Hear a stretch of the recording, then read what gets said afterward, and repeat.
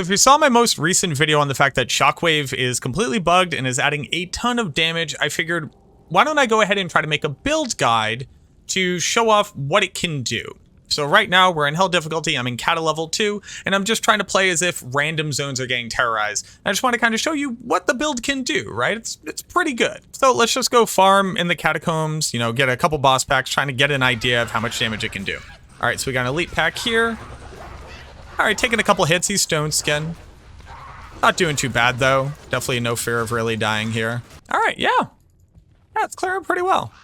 1, 2, 3, 4. All right, 4 for like a non-elite pack. Obviously it's single player, so it's going to be doing, you know, they're going to have more life than they typically would. But yeah, it's clearing pretty well. Oh, sick. We actually just leveled. Let me go ahead and put in my points. Yep, we're a level 56 druid. I have all my points in strength and dexterity. That's really important. Let me go ahead and put, we're only on skill level 24, so obviously it's not that good yet. Oh yeah, sorry. I forgot to mention, we're in hell, and I'm literally only wearing dual spirit and a belt.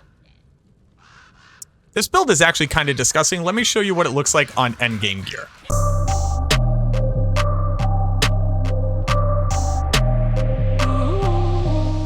So messing around with a couple different options, I realized that there's probably a de facto best version of this build. It's going to benefit the most from us having a mercenary that's going to have access to Reaper's Toll. The reason why that's important, my big head's blocking it, gives you access to Decrepify, which is really important. Bringing monsters closer to 0 physical damage reduction means that we're getting the most out of our plus skills on Shockwave's hidden bonus. And then talking about what else helps to really exacerbate the strength of the build is we ended up going into summons, maxing out Ravens as well as Grizzly, and then focusing on summon direwolves as well. We'll actually just do this one completely live because it should only take less than a minute, hopefully. Boop, boop, boop, boop, boop. Go back down to players 1. Just remember that we are on single player as well. So on single player, monsters actually have more life than they typically do. I think that's something that gets lost in a lot of videos.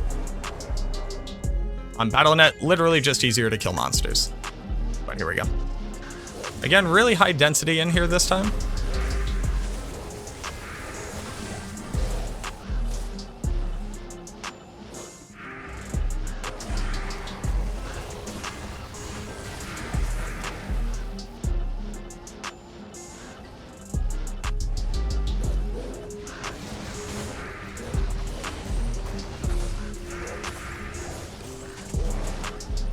Go ahead and drop a town portal up here, huge density up here.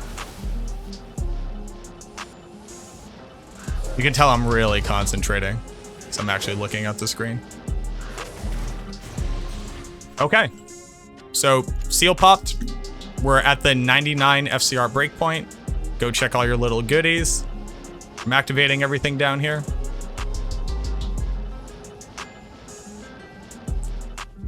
Rebuff the little pack here.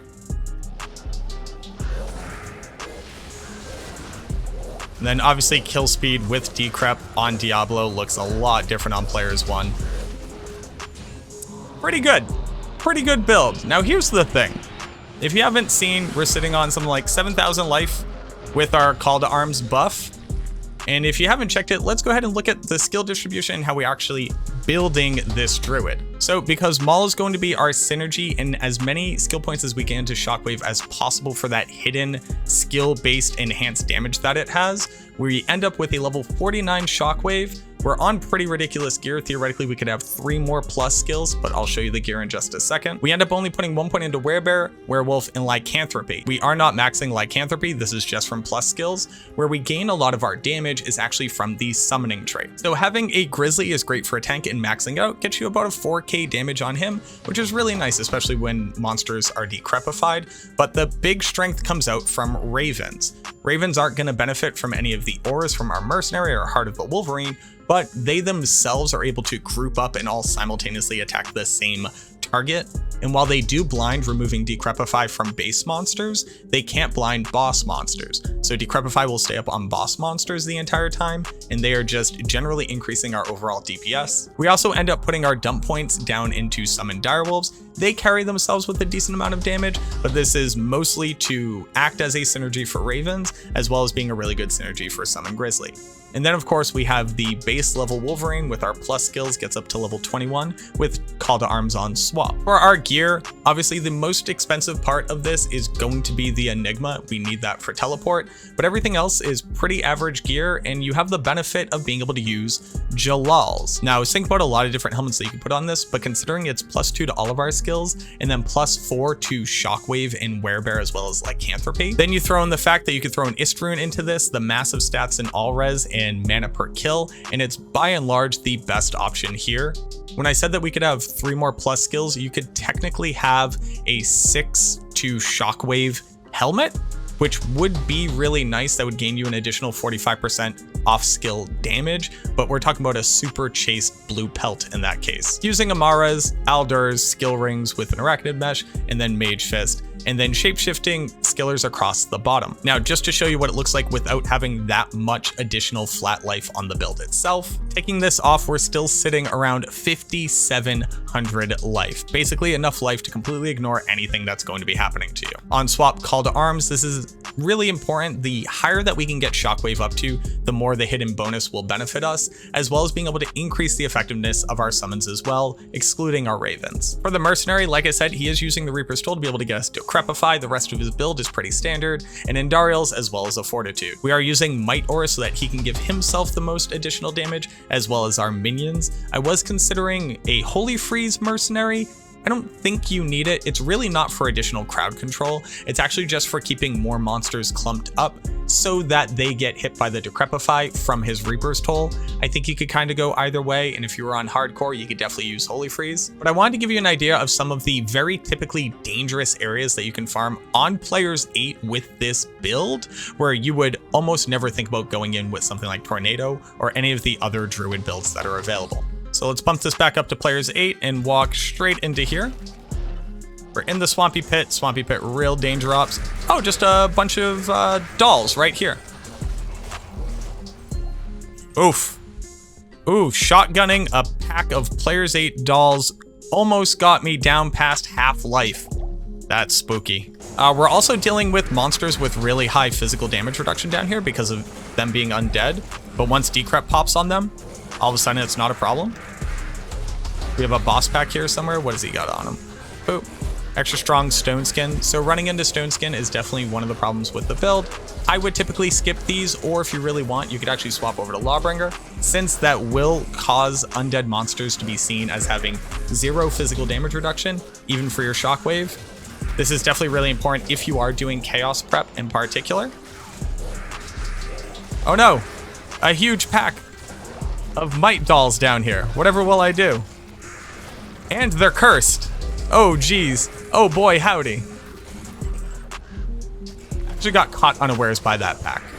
I could continue to go on and on and on and farm areas like this, but I really think that there's something to be said about a Werebear build pumping out, and while you can't see it on the tooltip, we're doing somewhere around 8,500 physical damage, and that's before considering resistances or Decrepify. But the fact that you could tele-stomp onto, take the time to turn into a bear, and then face tank multiple packs of dolls that were cursed and have Might Aura is a pretty strong argument for any build. And then once we bump back down to Players 1, where again, I think that this is best served as an Elite Sniping build, your damage output against stuff is just kind of nutso. You want to go farm Shank Eldritch Pindle? You go farm Shank Eldritch Pindle. Oh, he's dead.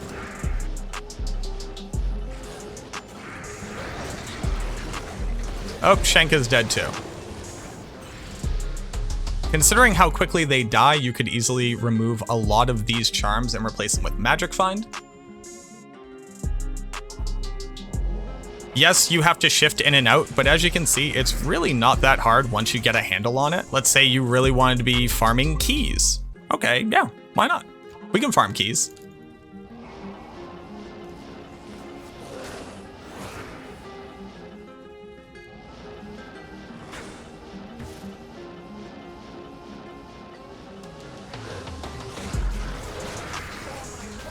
Oh, Nilithak's dead. It's actually just kind of gross. The survivability is off the charts. Obviously, all of our reses are capped. They're actually super overcapped. Again, you could actually put additional magic find and an additional skill here on a blue amulet, a 6 to Shockwave pelt right here.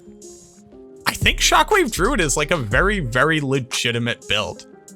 It's kind of nuts how much damage it outputs. The addition of the adds here, so our ravens as well as our bear and our wolves, brought in a large amount of additional crowd control, as well as giving the mercenary more room to be able to apply to decrepify, and also pretty drastically increased our damage against bosses. Now here are the things to know about how Shockwave works, because I have run into one issue. Shockwave is able to spread out. It shoots off 5 different missiles, as well as being able to hone in on a specific area. Now you want to try to spread them out as much as possible so you can hit in as many directions as possible. Shockwave always hits. It's an FCR based skill. Nothing else is going to increase its damage other than reducing enemy physical damage resistance. But there's one little problem. It has next hit delay of 4 frames. This means that it cannot shotgun. What I've noticed is that while spamming it at the 99 FCR breakpoint against a single target like a boss, it looks like they're getting stuck in a longer hit delay than they should be.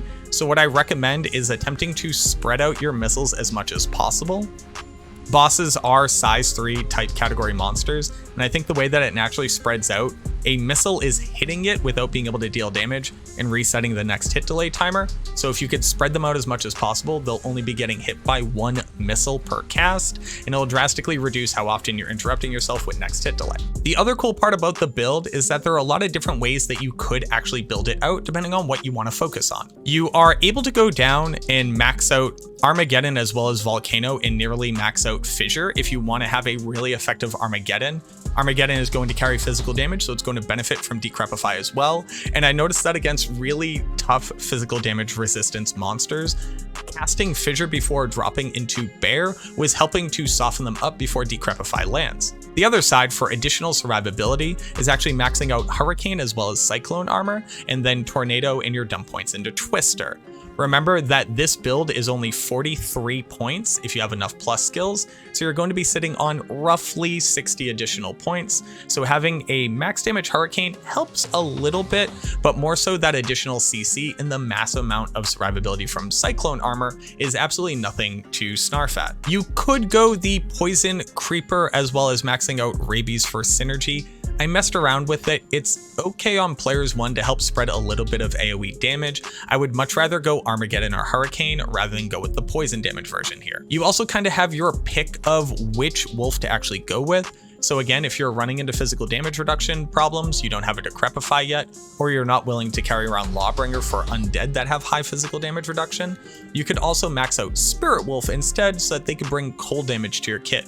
Just remember that they won't benefit from Heart of the Wolverine, or they won't benefit from the Might Aura from your Mercenary if you end up using that version. And then lastly, Heart of the Wolverine is just kind of difficult to keep alive, and we don't personally benefit from it. So you could also just dump points into Oak Sage, and I can just very quickly show you what a max life Druid would look like if all you did was go Shockwave, maxing out your Werebear as well as your Lycanthropy, and then Oak Sage. So without going too overboard, we're at the same amount of vitality as we had before. We have a max level Oak Sage, which is going to be level 39 after Battle Command, and we're sitting at 12,000 life.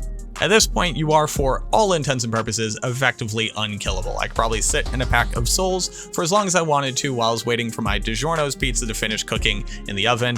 Not advertised, but like, DiGiorno's get at me. All in all, I'm actually really impressed with the overall output from this build. I was kind of feeling like it could be similar to Tornado, and especially is a lot easier to pilot than Tornado, since sometimes your tornadoes just kind of run off into the distance. They have their pros and cons in both directions. This is definitely tankier, more survivability, and is easier to apply DPS. But let me know what you think. Werebear Shockwave Druid. Is it too OP? Is it OP enough? Is it okay? I would put it somewhere around like a B tier overall build, possibly an A tier Elite Sniping build. I'd have to look at how much Magic Find you can actually put on it, but just for its slight clunkiness compared to Tornado, but its amazing survivability, I think it kind of equals out. But I'd love to hear from you as well. Thank you so much for watching this video, and I look forward to seeing you in the next one.